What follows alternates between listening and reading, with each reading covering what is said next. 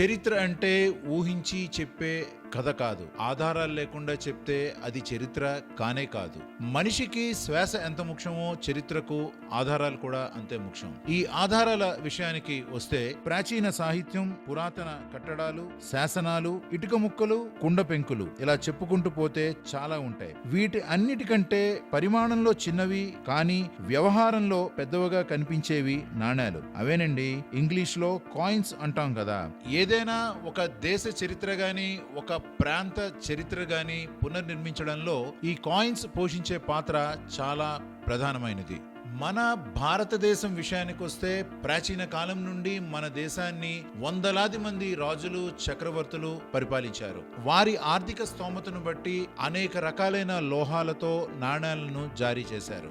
ఆ తర్వాత కాలంలో ఆధునిక భారతదేశంలో పురావస్తు శాస్త్రవేత్తలు జరిపిన తవ్వకాల్లో ఈ నాణేలు దేశవ్యాప్తంగా లక్షల్లో లభించాయి. ఈ రకంగా లభ్యమైన నాణేలు మన దేశ చరిత్ర పునర్నిర్మాణానికి ఎంతగానో ఉపయోగపడ్డాయి. మరీ ముఖ్యంగా వీటి ద్వారా అవి జారీ చేసిన రాజుల వివరాలు, వారి పరిపాలన కాలం, వారి సంస్కృతి వంటి విషయాలు ఎక్కడా తేడా లేకుండా మనకు తెలుసుకునే అవకాశం కుదిరింది. మరీ ముఖ్యంగా చరిత్రకారుల మధ్య ఒక చారిత్రక అంశంపై ఏర్పడిన భిన్న అభిప్రాయాలను పరిష్కరించడంలో ఈ నాణేలు పెదరాయుడు పాత్రను చాలా బాగా పోషిస్తాయి. అందుకే చరిత్రను చదువుకునేవారు ఆర్కియాలజీలో ఈ శాస్త్రాన్ని న్యూమస్మాటిక్స్ గా అధ్యయనం చేస్తారు.